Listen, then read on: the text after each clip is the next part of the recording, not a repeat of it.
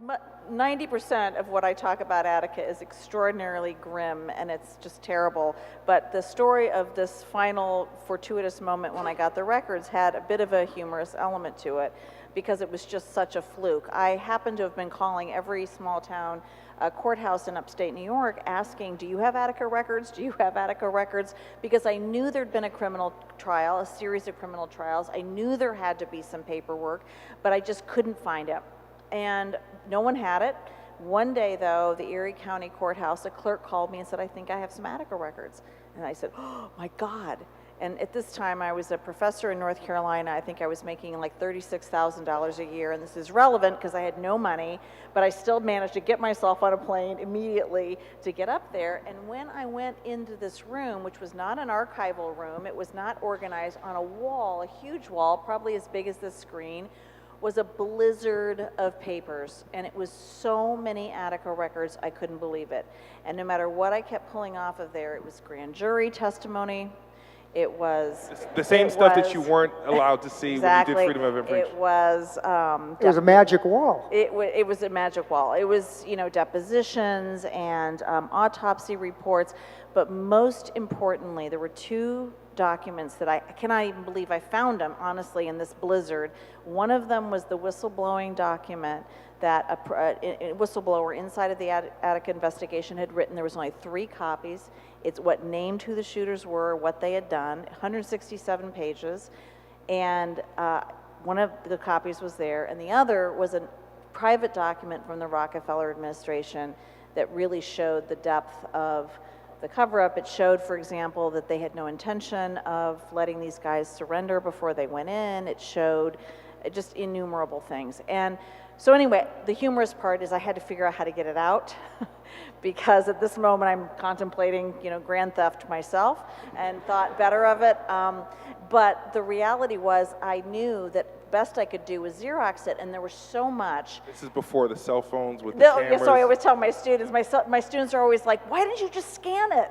And I'm like, this is 2006. We did not have smartphones back then. Nobody had a scanner on their phone. We barely had phones. Exactly, little flip phone at best. Anyway, I had to go to the clerk of court and very sheepishly say, you know, well, I think you have a lot of Attica papers here, and I might have said I was a history teacher, not professor. I might have said I was working on a paper, not a book. I'm not sure.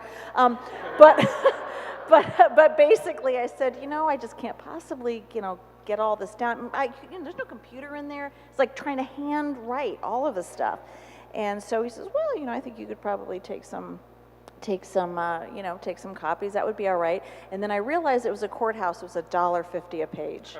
And my heart just sunk because there was no way in the world I was going to pull that off. So I asked him, I'm telling this really quickly, is there any way that I could just give you a lump sum? And he said, well, what do you think would be fair? And mind you, I feel very, very guilty about this. I had to thank him in my book because I feel very guilty about this. But he says, and I said, what do you think is fair? And I said, well, how about $200? And I said, okay. And so I wrote a check for $200. And this is important. By the way, we used to write checks. This is important because there's a record of what I did. And so then I had to go down there and decide what I was going to copy. And he says, so please make sure you hand all this to, you know, I don't remember her name, you know, Marge. She's going to copy it for you. And I look at this copy machine, and it's one of these deals with the lid lifts up, and you go, and I freaked out because I knew that anyone could look at what I was trying to copy and just say, oh no, you're not having this. So of course I took what I wanted, buried it between a whole bunch of stuff I didn't want, and then she starts copying, and I just start talking. Oh my God, oh, is that your granddaughter? Blue eyes, she's so cute. Where'd you get that outfit? Is that from Target? I need that shirt. Do you think they have it in my size? I talked like a crazy person, and she just basically was like, she wanted to get me out of there. So I did get the documents out a week before the book came out because it was embargoed. I didn't want this book to be shut down or, you know, someone to sue to shut it down. I got a call from a reporter who heard that I had found the records in Erie County, and I freaked out a little bit because I was afraid if he tipped them off that somehow the records would disappear. And sure enough, that's exactly what happened. They first told him there were no records, there never had been. Then they told him that there was, in fact, records. There was one box, and when he went to look at it, it was a box only of the prisoner indictments. And you have to understand the significance of that. It means that someone had to go through thousands and thousands of pages and pull out what was public domain and only, implicated prisoners, and God knows what happened to everything else. But I did get the copies. I did ultimately scan them and save them to Dropbox and 10 other sites, so I do have them. But can you imagine?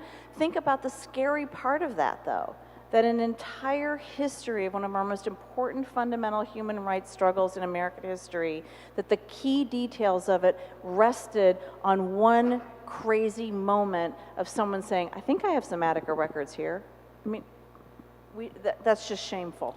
But that goes on more than you'd think. I mean, to me, what I take from Heather is the incredible persistence.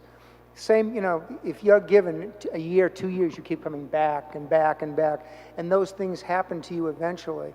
And you don't work 8 hours a day. It's like Heather said, you get on a plane and you go. So it's commitment, and whether it's a historian or a newspaper, it's expensive.